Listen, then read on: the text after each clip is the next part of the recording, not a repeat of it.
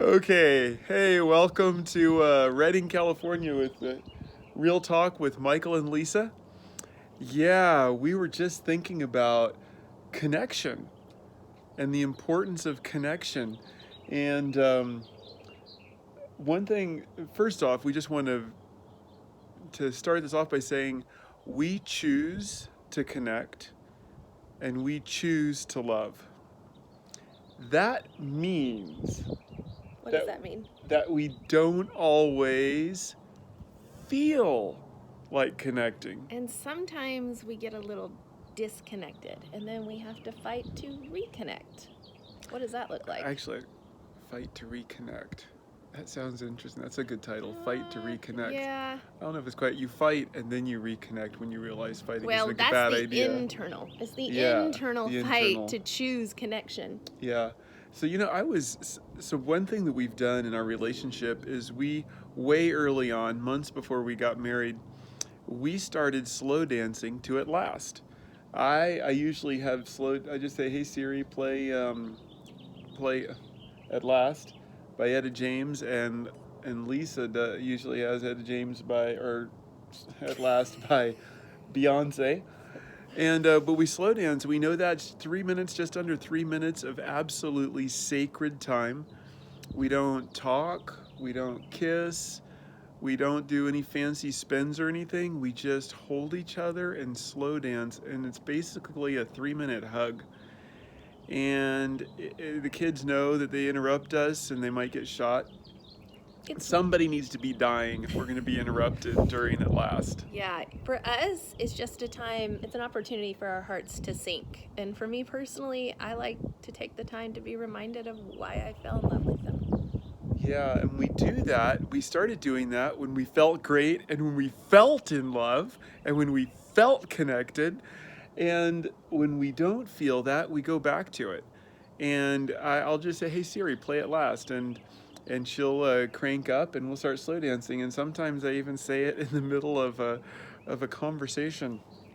A serious conversation. So it serves as a timeout. Maybe even more of a triggered argument. We kind of have We don't ever have arguments. We just have heated conversations. Ooh, yes.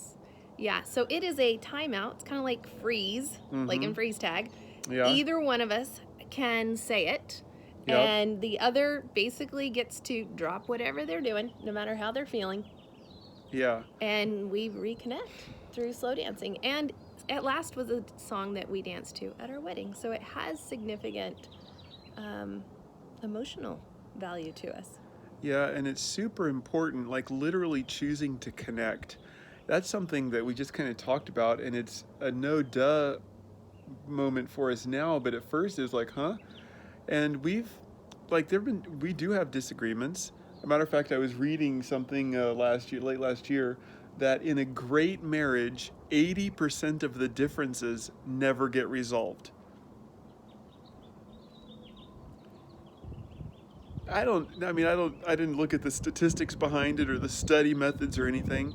But there's something that rings true about that. Like, we have tons of differences, and a lot of them we talk through and we understand the other person, and we know why the other person thinks that way or feels that way or whatever. And we could even explain to someone else about their position. But we have a different position. The truth is we're different people. Yeah, and you know what we discovered is it's okay. Like it would be really nice if Lisa agreed with everything I said. It would make my life way easier. It would have been nice that when we got married, that two became one. That one would have been Lisa. Yeah, about that. But anyway, it didn't happen. Nope, he's still Michael. And she's still Lisa, and we're like, dang, why do you do that? And so one thing that we did on this connection, there are times where you have to discuss things that are differences. And sometimes we're not good at discussing them. Not without getting triggered. So what we do when we know that's likely, we'll actually say, hey, when is a good time to talk? After you've been rested, after you've been fed, when you're in a good mood. You're not tired. Yeah, not tired, not hungry, not hangry, none of that stuff. And you're certainly not triggered. Yeah, okay, after you've had a good day or whatever, like, okay, let's talk.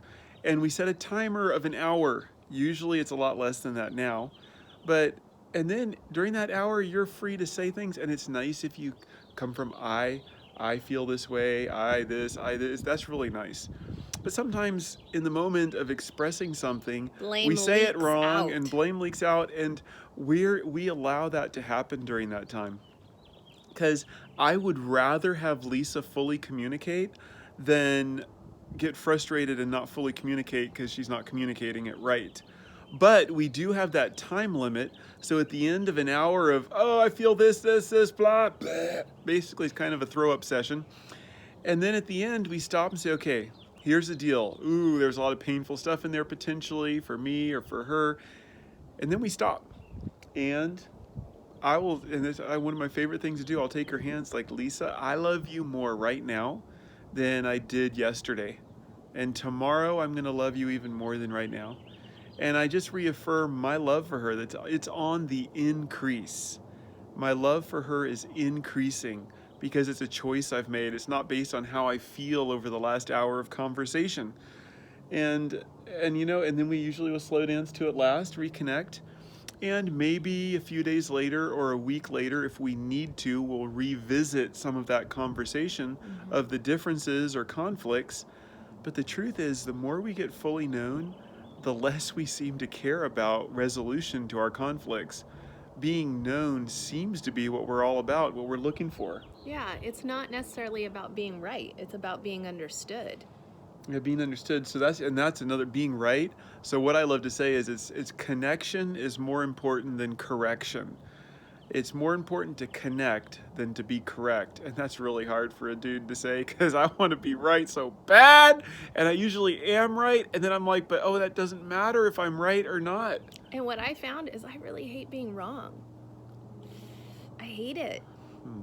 Yeah. So anyway, we're just kind of practicing, okay, being right, not being wrong, that's really not important. Being connected is what's important. So yeah, that's our first one, like a multi-point tip we just threw out there. Multi-point tip.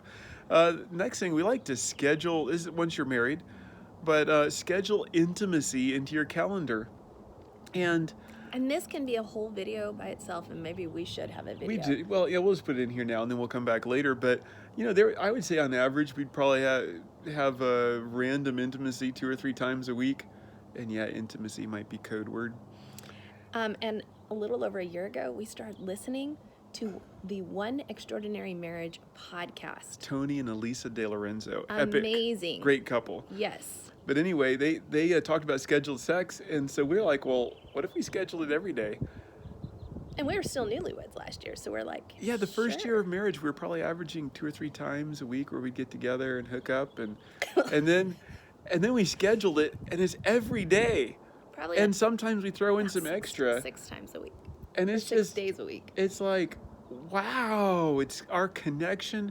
Obviously, we're enjoying lots of whoopee, but the truth is, we feel more connected than we've ever felt in our life. Yeah, and if never expected that. And some people are like, yeah, but that's not spontaneous. But you know what? We can still be spontaneous too. Right. But we are pretty intentional as people about what we eat, about going to the gym, about exercising, about developing different muscles. Why would it be any different about developing connection, right? It's intentionality about developing connection, and we know that sex actually brings connection. Yeah, it's a freebie. God just did a great job with that one. So, well, he did a great job with you.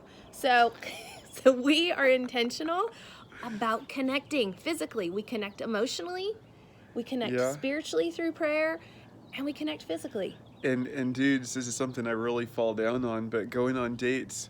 We were teaching a class 3 months ago, and in the class I said, oh dang, I need to take Lisa on more dates. And Lisa and I were teaching it together. And just 2 weeks ago, she was transcribing the class, and she's like, hey, Michael, listen to what you said here. I still like to go on more dates. I still like to go on more dates. So since then, I've been doing a radically better job. Still want to improve. Yes. But we've been going on more dates. And during our COVID-19 dates, so we've been somewhat limited, but you know what? We still had fun. Went to Whiskeytown Lake, went on some adventures. Watched the sunset. You can be creative. Yeah, anyway, we've given you plenty for today. One more. Oh, no, we have not. No, we're gonna give You're you one shy. more. One more. Yeah, because we want to make sure that we're giving you 5. We already said slow dance. Do that Yep, regularly. slow dance regularly, schedule intimacy, go on dates, choose connection over correction. Yeah, and the last one, write love notes to each other. You're not dead. Oh, yeah. Let each other know. You know, my favorite Okay. is dry erase markers on the shower door. Yep.